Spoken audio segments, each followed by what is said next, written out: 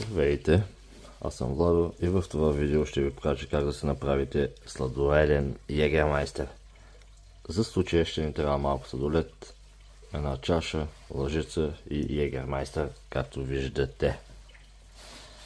И какво правите? Взимате лъжицата,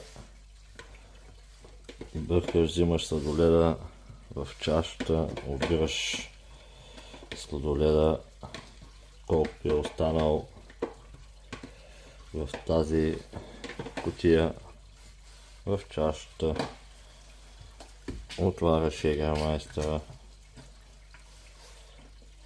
взимаш, наливаш една лъжица и по-малко, защото не е моя, нали, разбира се, взимаме го само на заем и утре ще им кажем.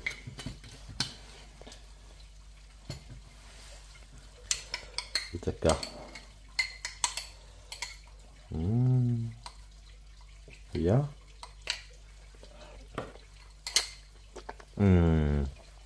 Преди лека нощ това нещо е невероятно. Благодаря, че бяхте с мене. Моля, ако ви е харесал, един лайк. Благодаря и лека вечер.